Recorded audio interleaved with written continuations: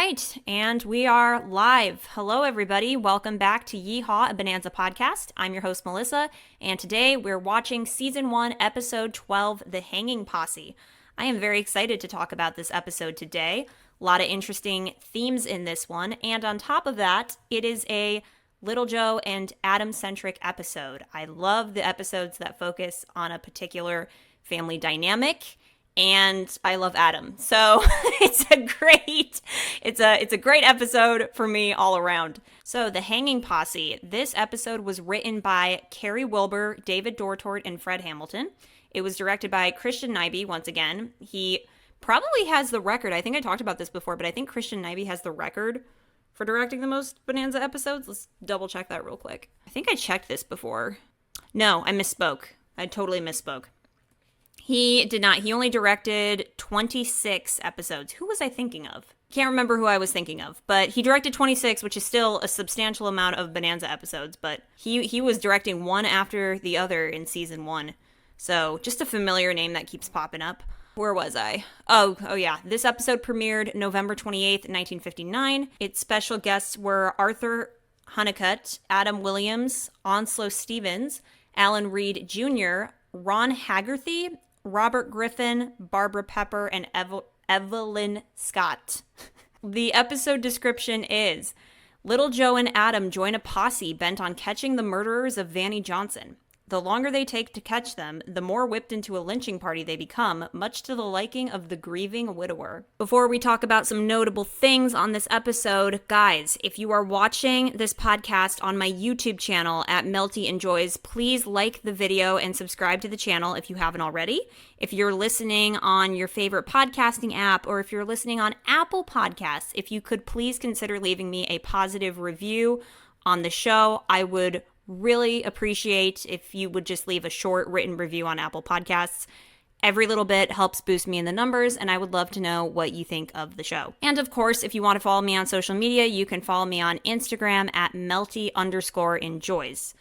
So go head on over there and follow me on Insta if you haven't already. And now on to some notable things on this episode. First things first, like last week, we have no guest title card this week either, which is very weird. I don't know why they're skipping out on these now, but it's whatever. It's early on in the show.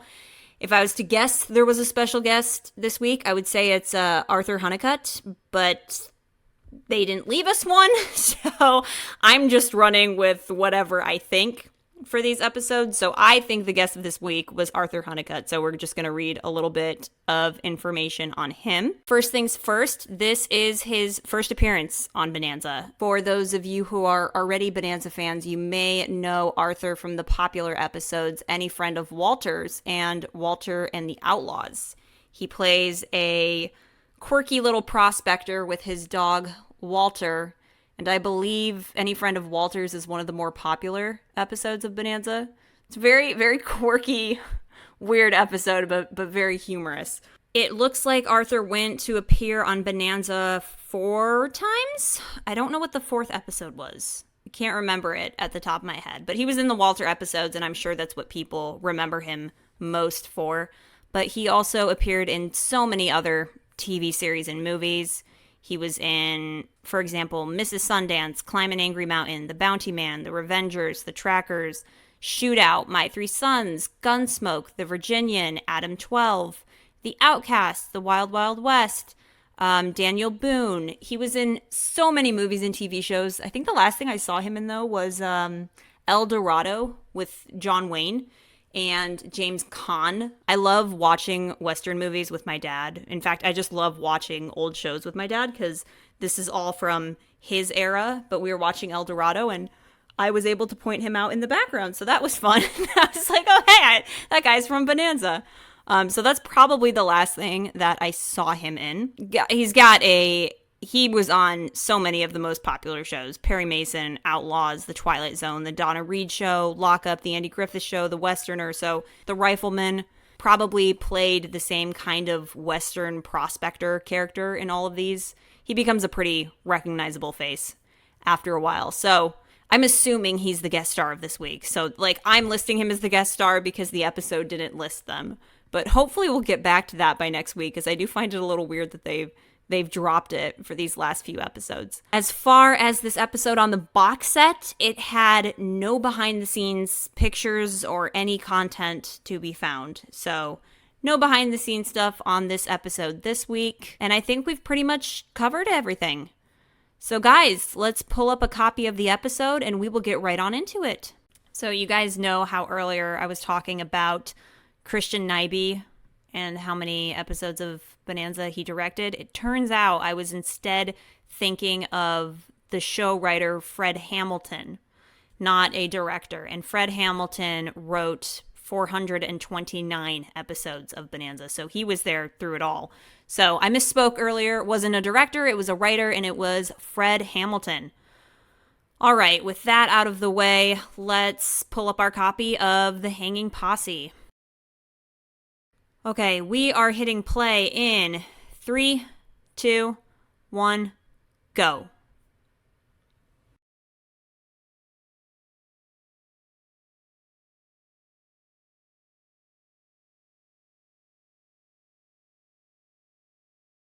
We're back in San Bernardino this week at Big Bear Lake. I want to go to all of these locations at some point in my life when I'm rich and I have the money.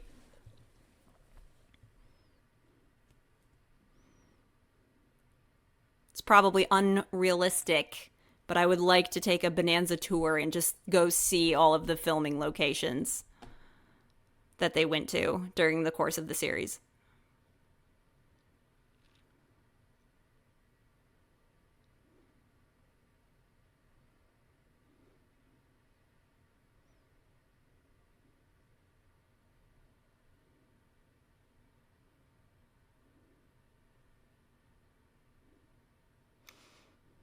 If I were her, I would have put some furniture up against the door,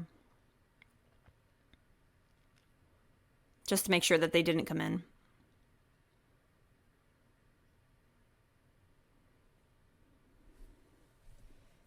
Gosh darn it, my foot's already falling asleep.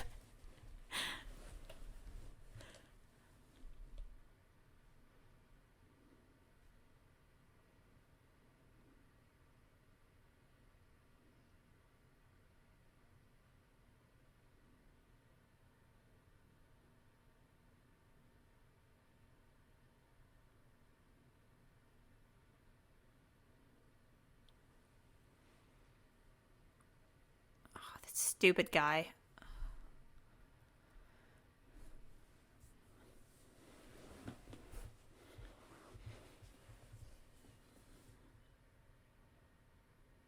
It's a really gorgeous location. Ideal living place right next to a lake.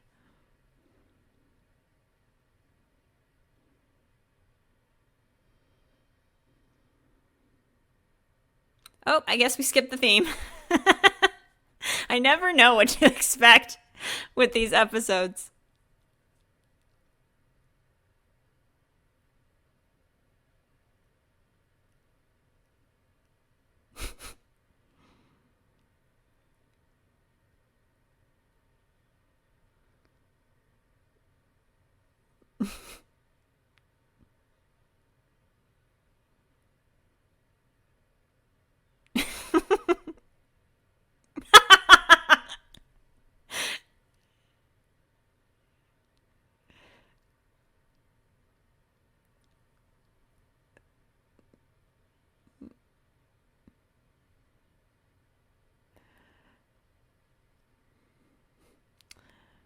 You know, Huss isn't in this episode for very long, but his part is very memorable.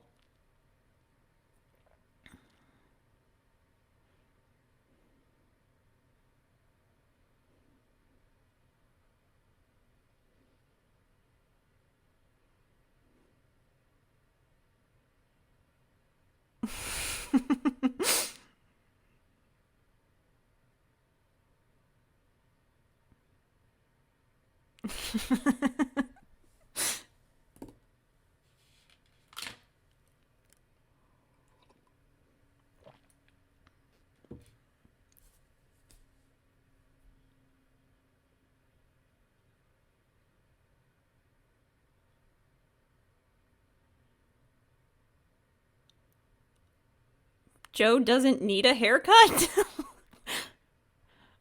What is Ben talking about?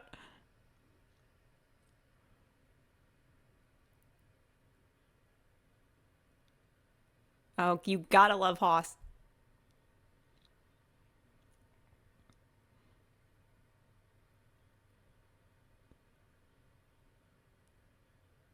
If that is a cheap riverboat gambler look, then I must be far beyond that. Because Joe's hair is already short. What are you talking about, Ben? And he never does get the haircut, so.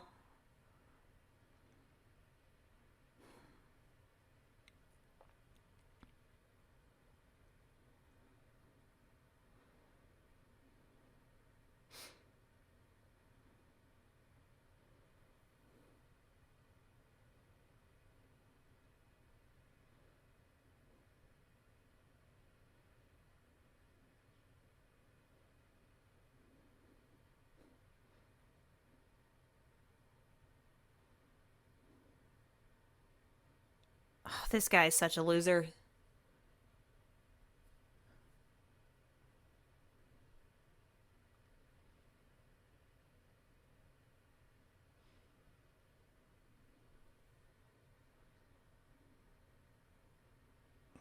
A dusty old windbag.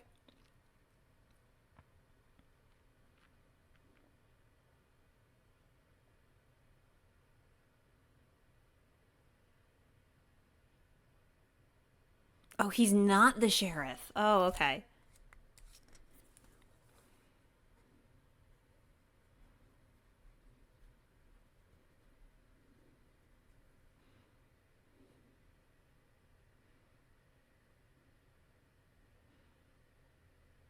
Well, I can't. Not alone.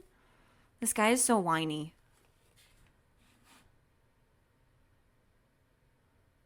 I actually love how Adam calls him out throughout this entire episode. Or his incompetence.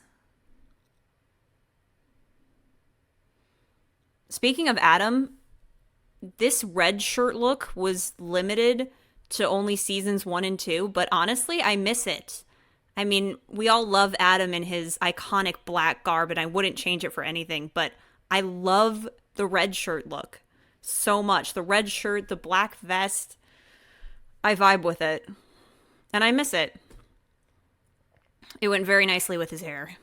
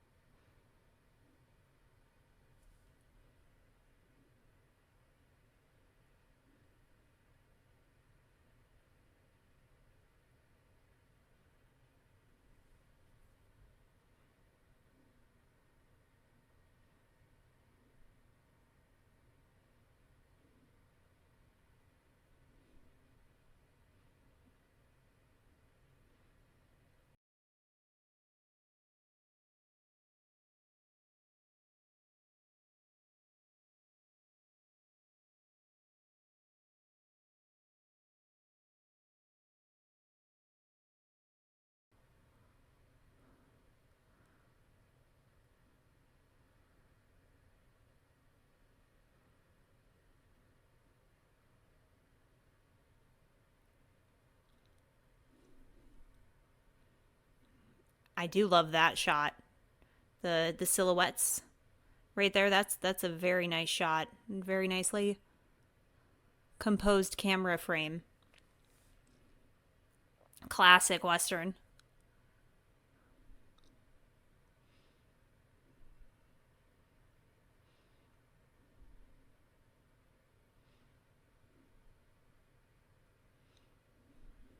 These drums, boom, boom, boom, boom, boom, boom.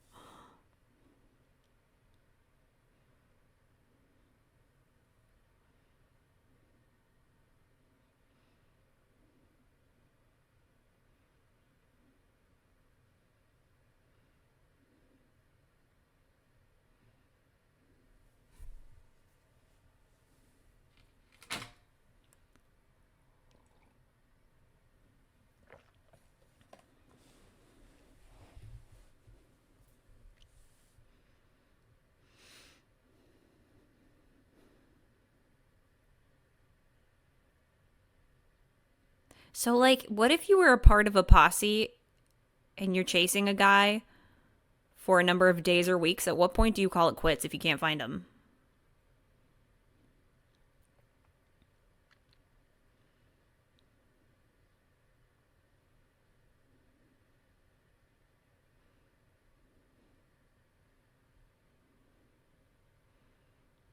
Adam is so firm and staunch in this episode, and he is an immovable force to be reckoned with.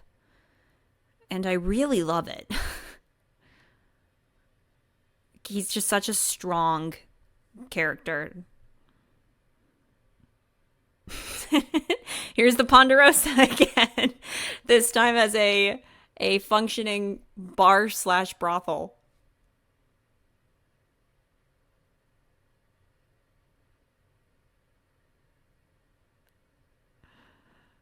I love how the house was so flexible in terms of what they turned it into. A bedroom, a bar, a brothel.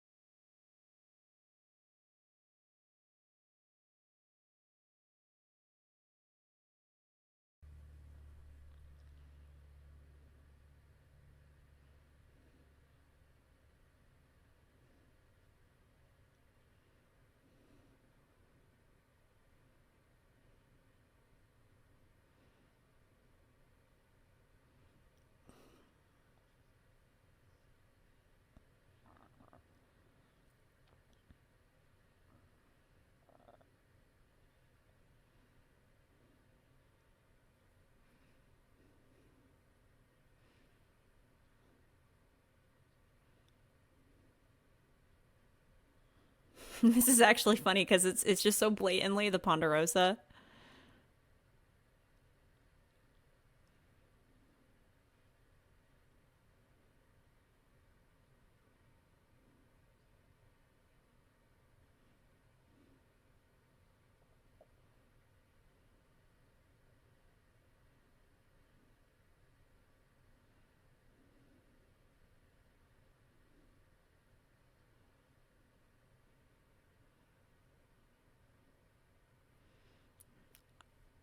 Arthur Hunnicutt was really good at the flaming the fire character. Like his obsession with the murder or the hanging anyway.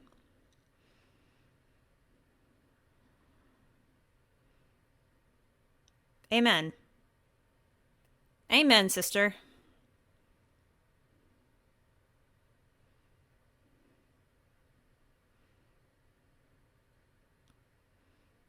Amen, lady.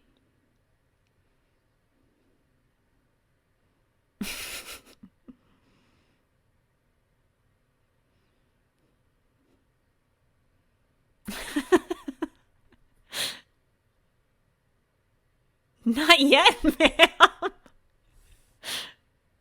This lady had such a limited part in the episode, but she definitely made her impression.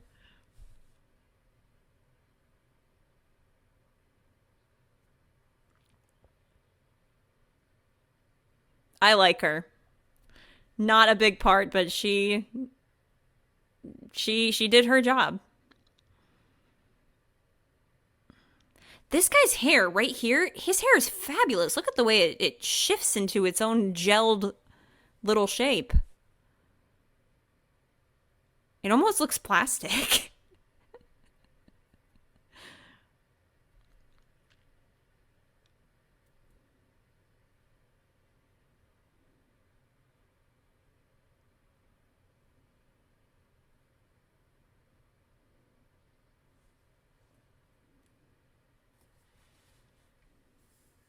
Hmm.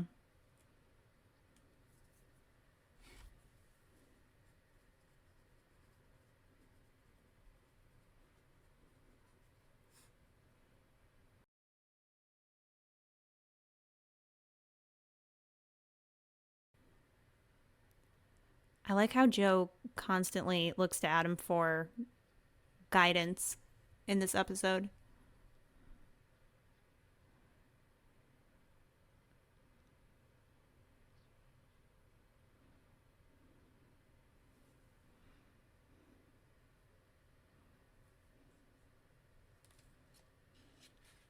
There's a lot of themes in this episode about being power hungry and wanting to act like the law or exact retribution for yourself.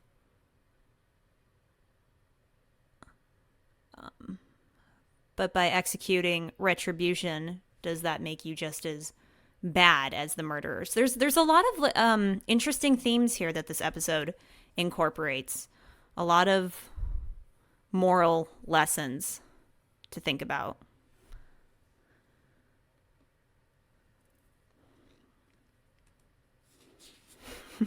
Look how they changed the set there too.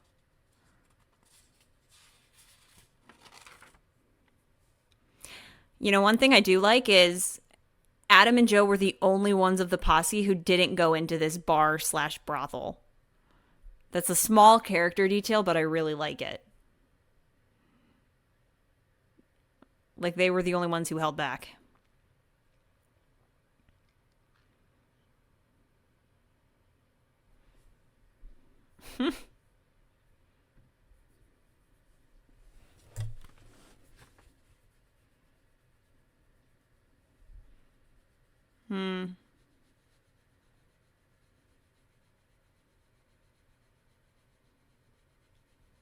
Attaboy, Adam.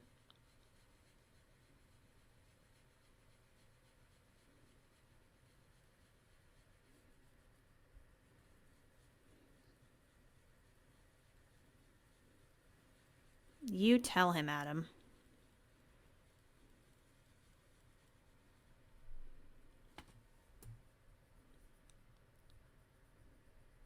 I just love how staunch Adam is.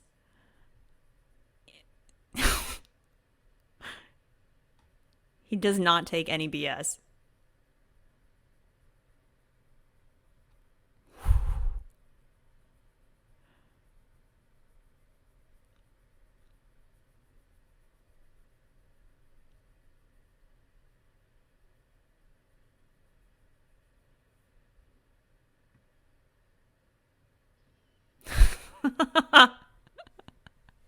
Oh, Adam doesn't take BS. I love it.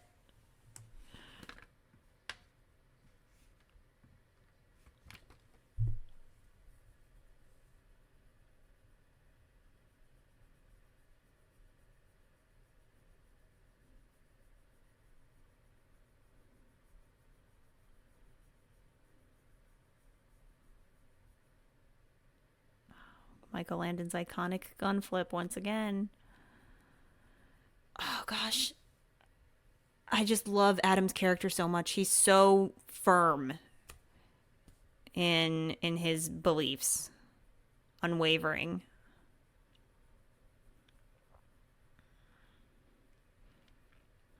He's like, mess with me? You will find out. I promise you.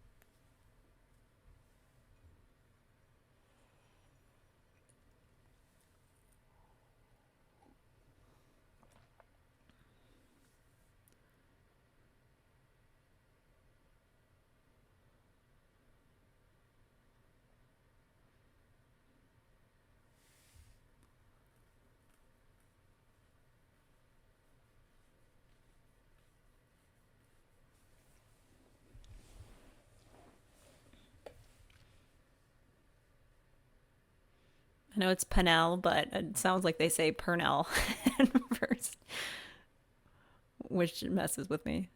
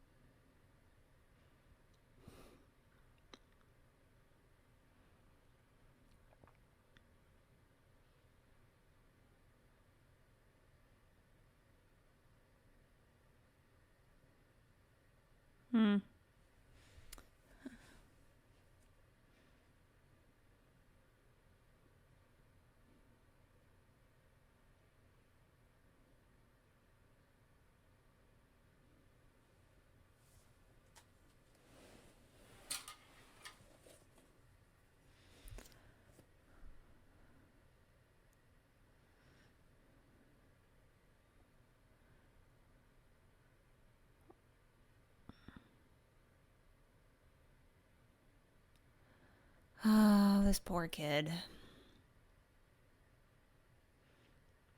Wow, these outside locations are just fabulous. I really do mean that. I want to go to these locations. I'm such a sucker for nature in general and the great outdoors and just the spirituality of it. So I'm making notes. Oh, the two scenes here are really good.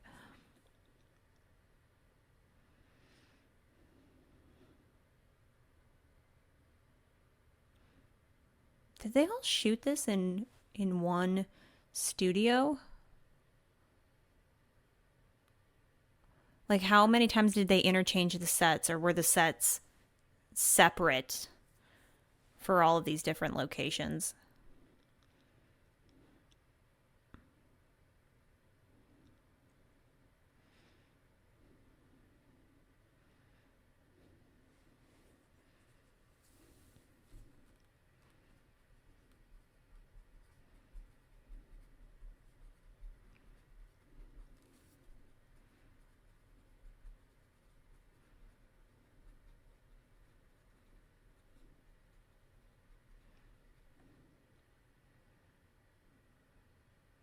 His monologue here is really interesting.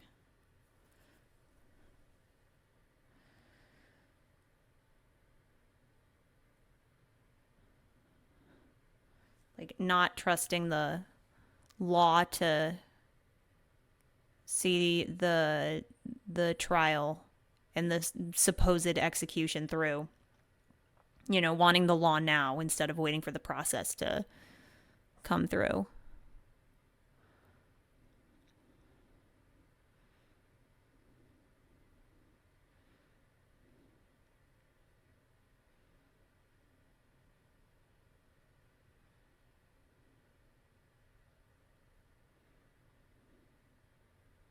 Ooh, that line. People forget to get mad enough to hang people proper.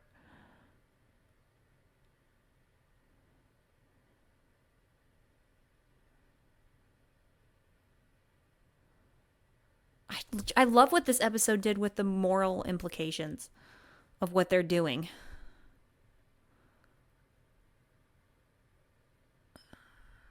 Also, that was a good scene for Arthur Hunnicutt. Um,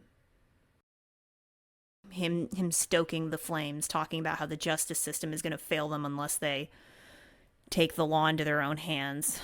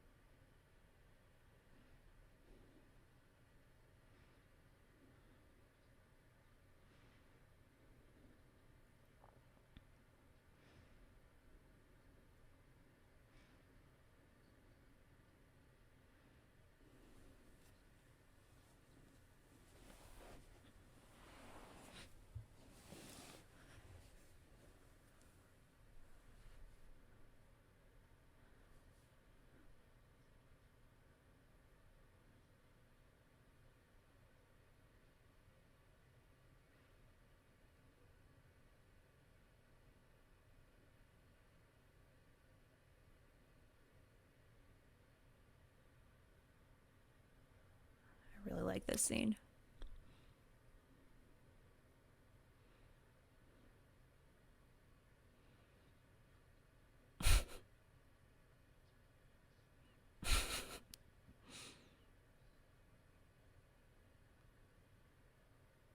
Fine.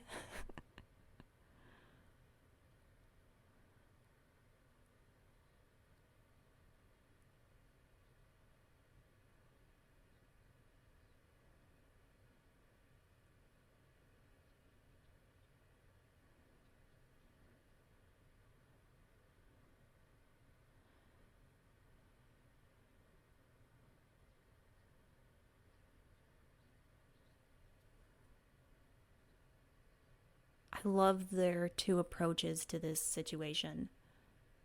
Adam approaching it with logic, Joe approaching it with his heart. And both provide great and valuable insight.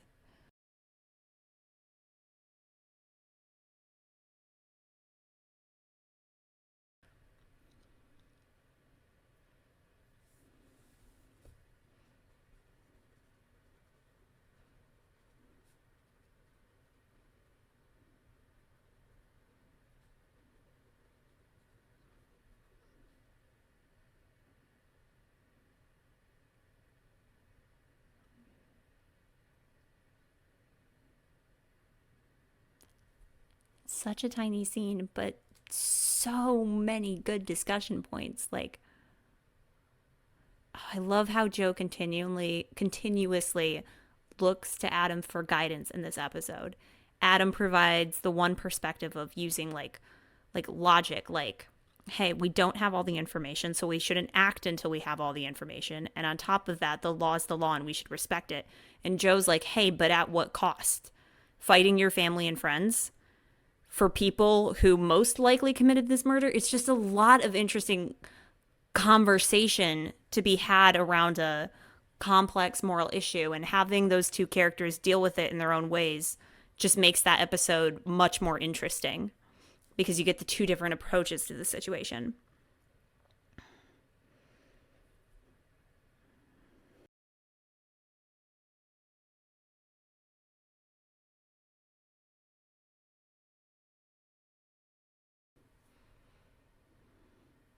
Also, I've continuously said this, but Adam is the second parent.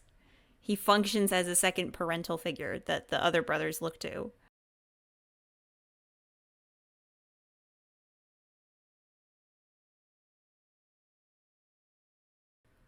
Oh, there's just so much I love about this show. I could write an essay.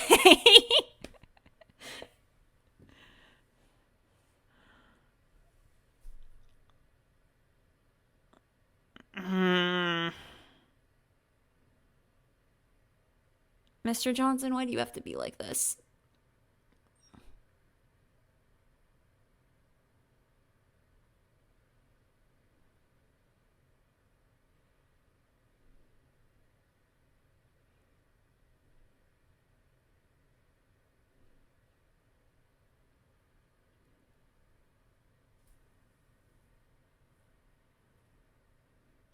And again, the theme of Mr. Johnson taking the law into his own hands. Is he executing justice, or is he just as bad as the murderers? Does he become the murderer himself? I think the episode makes it very clear. But again, just a very interesting moral argument.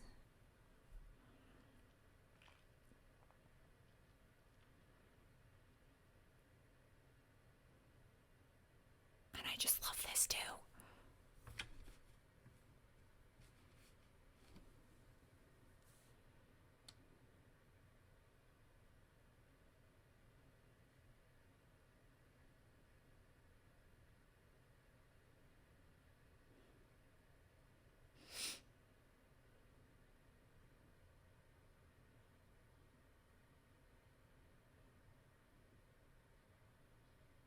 Mm-hmm. Call him out, Adam. Adam is already on top of this.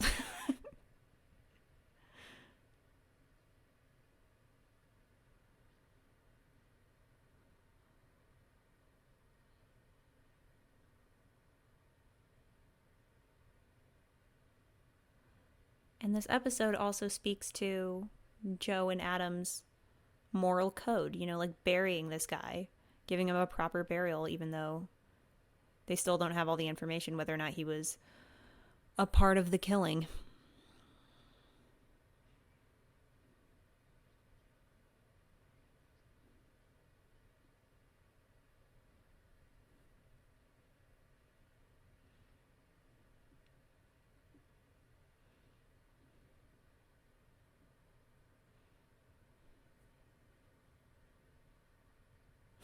I hear Purnell. I don't know why. Purnell Springs.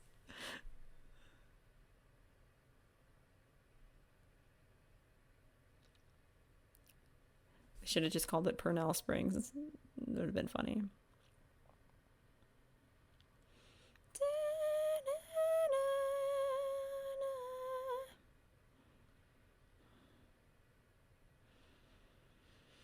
Oh God, those horses are so beautiful.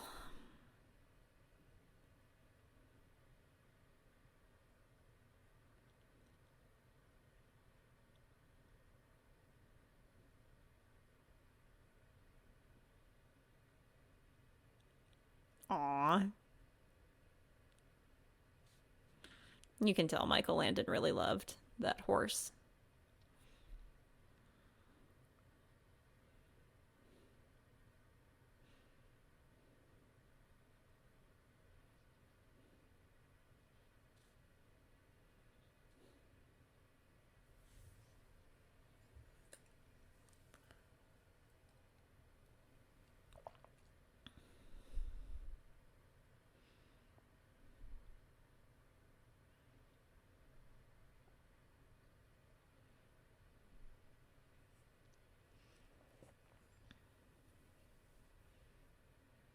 Hydrophobic? Did he say hydrophobic skunk? Hydrophobic skunk. What did he say? I'm gonna have to go back. I'm not sure I heard that correctly.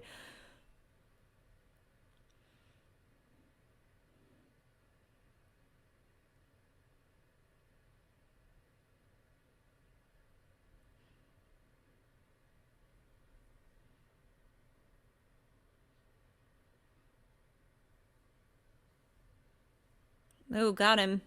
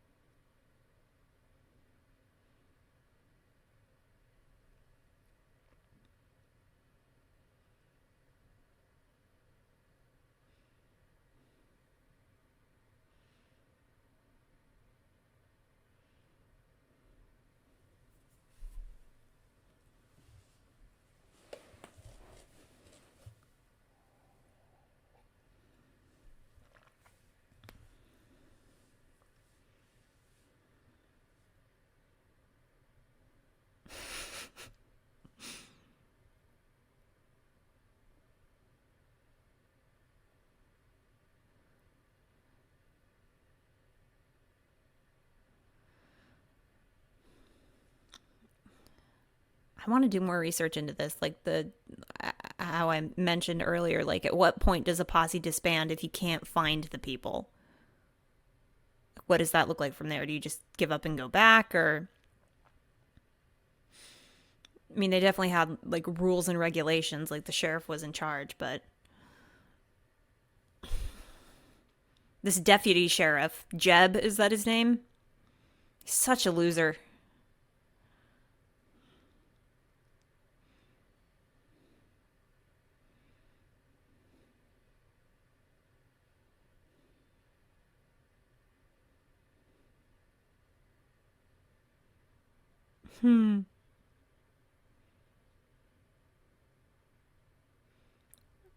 Okay, the bullet sounds here are amazing.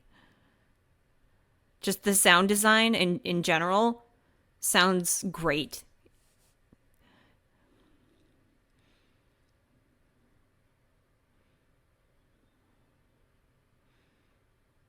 Tell him, Adam.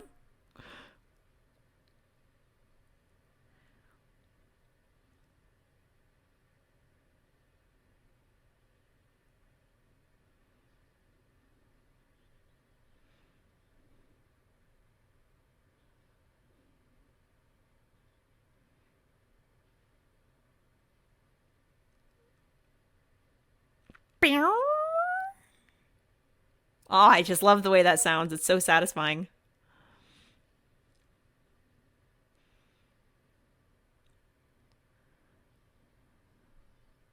Just the ricocheting bullets. That would be a really fun job. Sound design in general, I feel like would be so fun.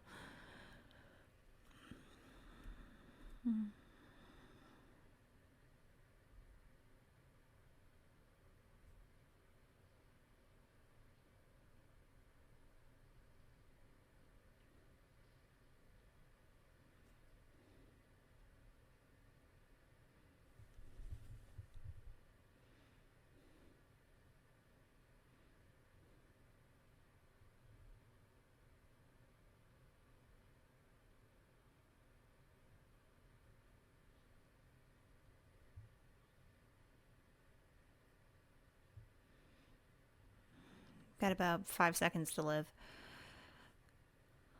Ugh. That water wasn't looking the greatest. So maybe he dodged a metaphorical bullet when it came to the water. It's not looking like the cleanest, most sanitary stuff to drink. Oh, gosh darn it.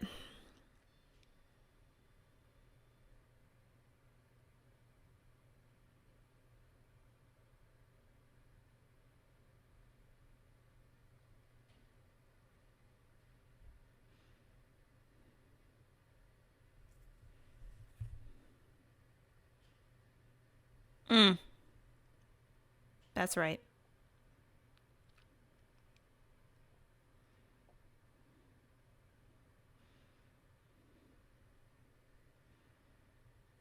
Amen. Jeb is a total loser and should be called out as such.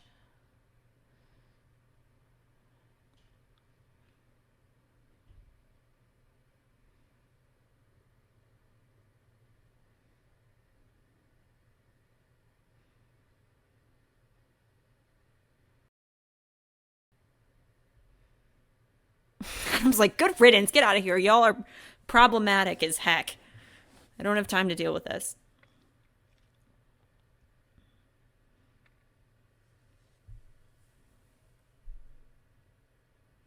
Another interesting theme. Are you willing to fight friends to protect somebody guilty of murder?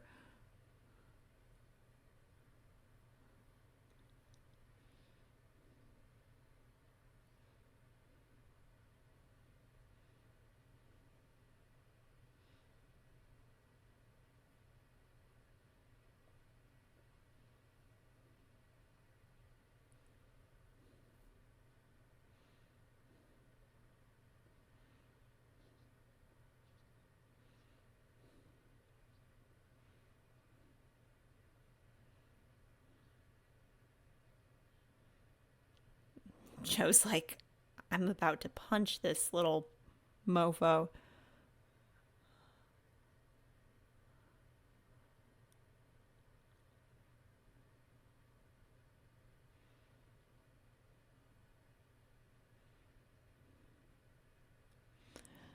Now you can tell that Adam is seething here.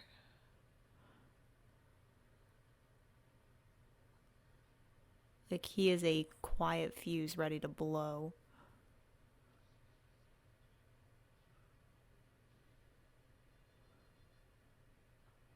That's another thing I really like about his character.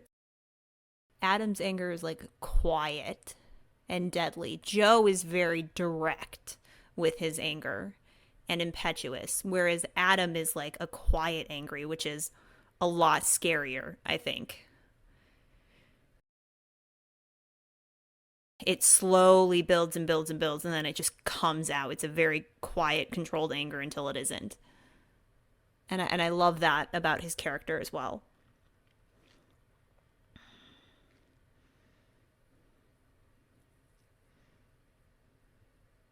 Really? Because you were flaming the fire, Arthur Hunnicutt.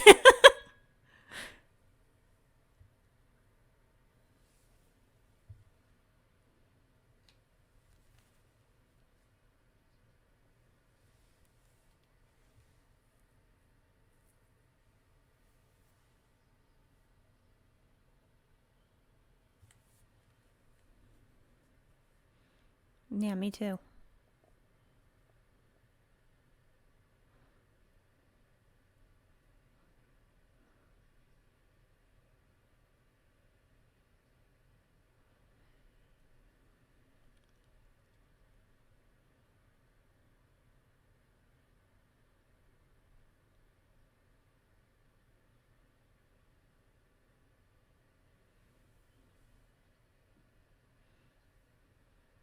Yeah, I really like this from coming from Joe too.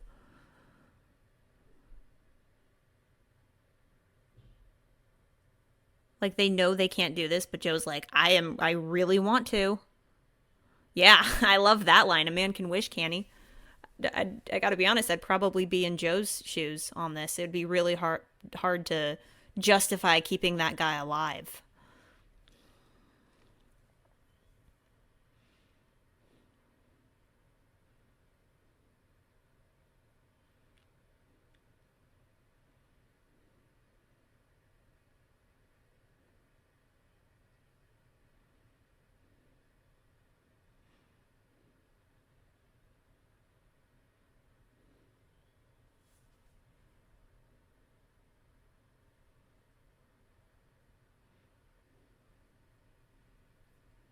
It's a really sad part of the episode, but it does add a lot. It's like a cautionary tale, like an Aesop's fable in a way.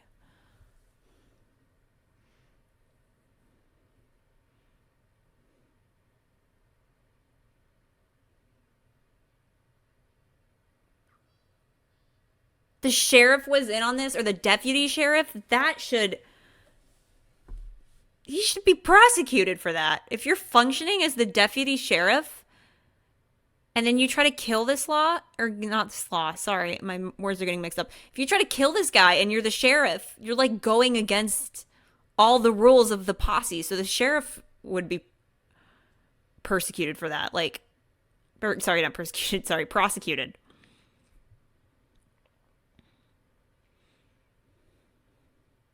And Billy was the only one who said, look out.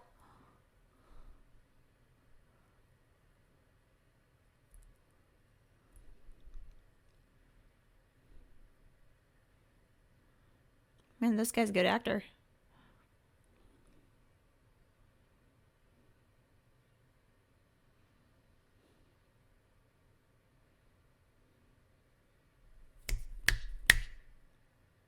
Tell him, Joe.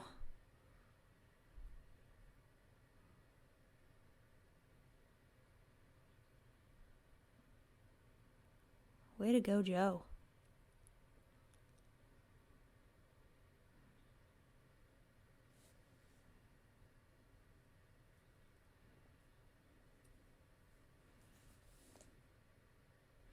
Yeah, see, I like Joe's conflict too. Joe has the inner conflict, but he still does what's right, which is protecting this guy in order to see that he gets a fair trial and gets in front of a jury, even though he disagrees.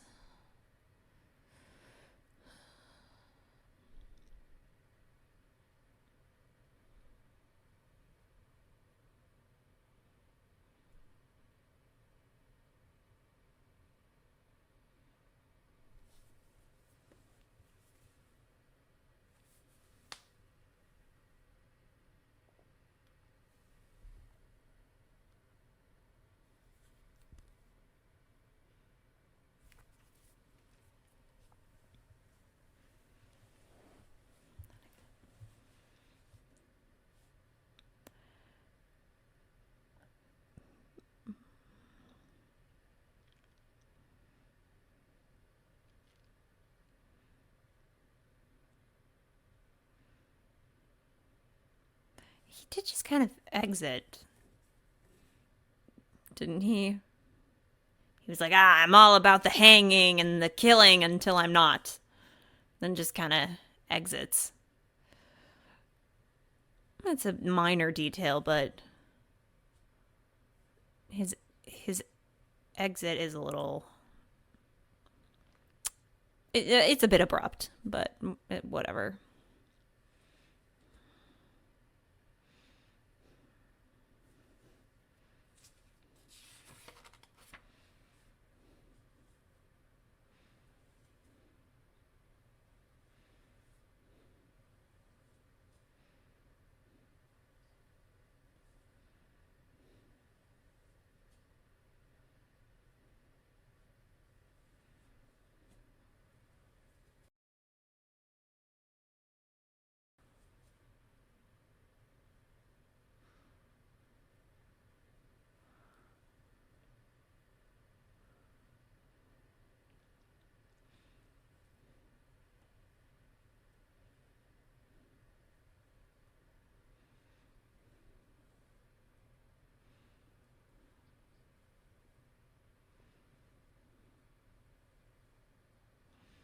Commendable, Billy. Is that your name? Yes, I think it is. Very commendable.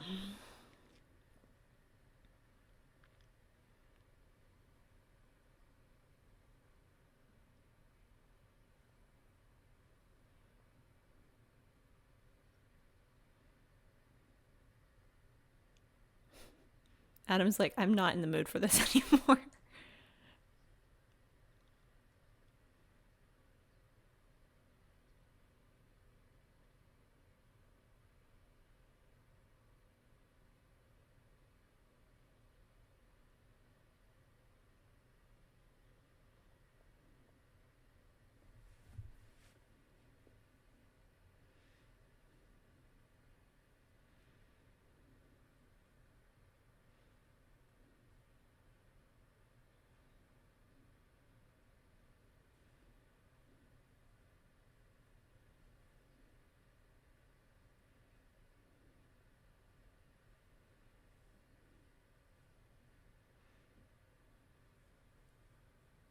Hmm.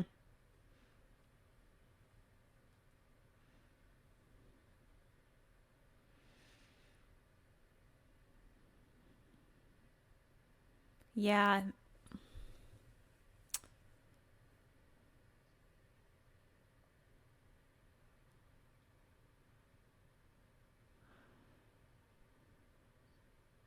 Joining a posse is okay. Interesting way to look at fun. I do kind of like how the dad's just like, I'm never talking to you again for this. Like, his character doesn't change.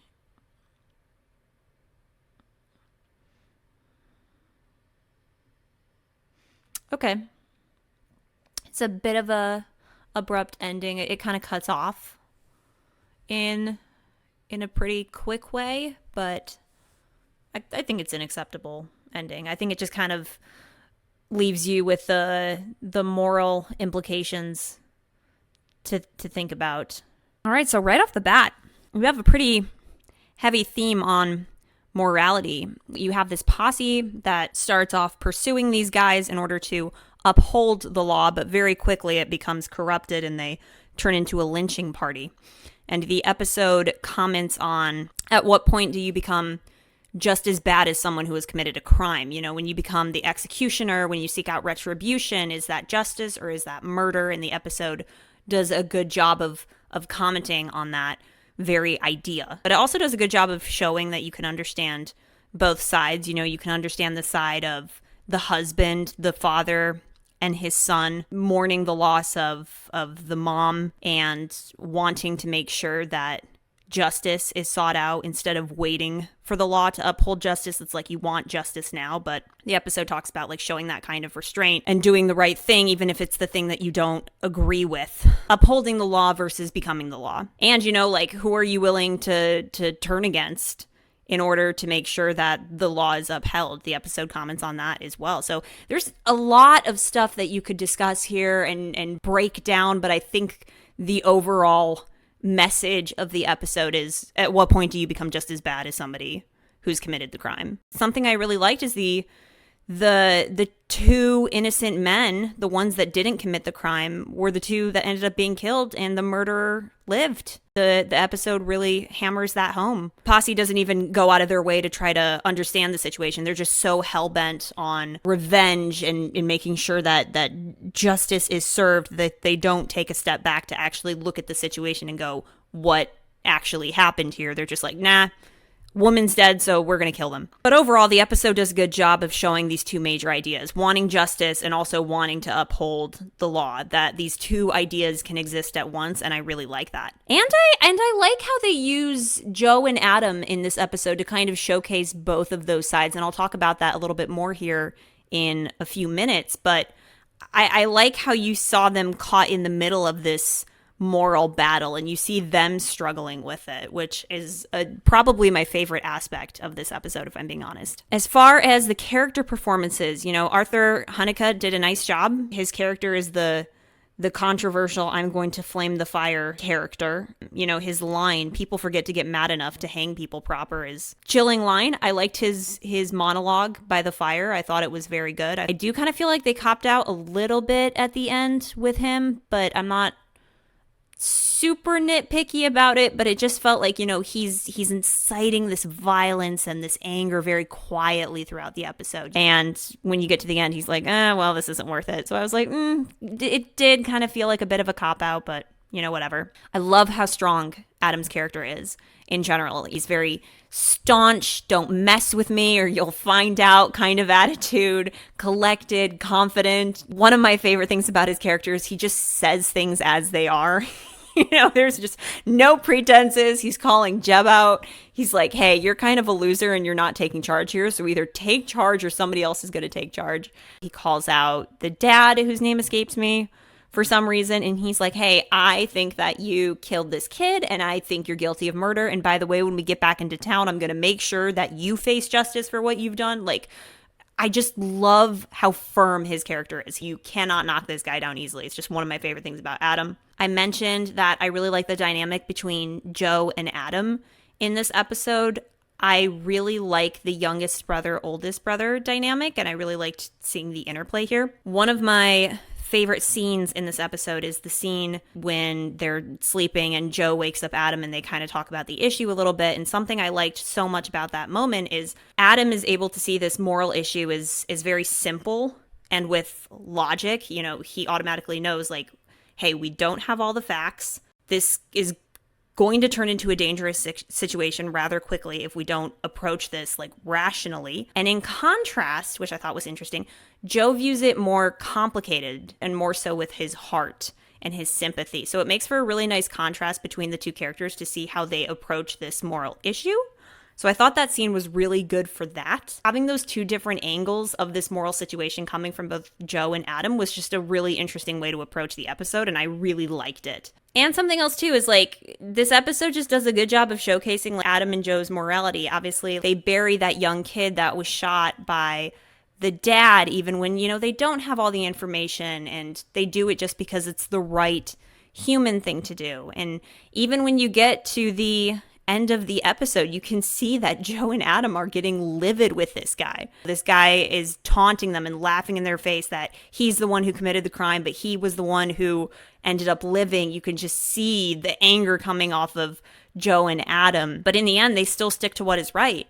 And you need characters like that, you know, characters that struggle with a moral issue, but they still come through. And I just appreciated how they were able to integrate the Joe and Adam dynamic into this episode and have the different approach between those two characters when it came to the moral issue at hand. Also, I mentioned this, but I just really love how Adam fills that parental role for his younger brothers. Like, he is a guiding light for them. And I liked Joe's reliance on Adam, like to come to him with an issue and kind of talk out that issue as a child would to a parent. So I really like that as well. I find this episode very enjoyable simply because I like episodes that deal with big moral questions, and I like episodes that have characters with different perspectives and how they approach that big moral question. Final takeaway is I really liked it.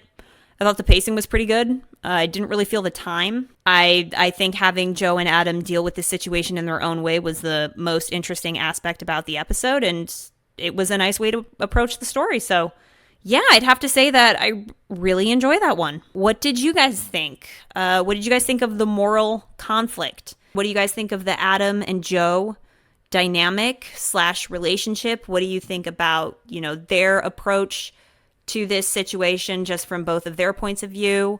What did you think of the ending? Did you think it was too abrupt, or do you think that it works? I would love to know your thoughts. Please drop a comment and let me know what you think, or you can email me at meltyenjoys@gmail.com and I will read your thoughts on the show. But nice little cautionary morality tale for this week. Join me next week when we watch Vendetta. Ooh. Wait, is this the one where Ben gets shot? Oh yeah. Okay, Vendetta. That one's going to be a fun one to revisit. So join me next week, guys, when we watch Bonanza Vendetta. Like this video if you're watching on YouTube, or please consider writing me a positive review on Apple Podcasts. I would greatly appreciate it. I hope you guys have a great rest of your day, and I will see you in next week's episode. See you later.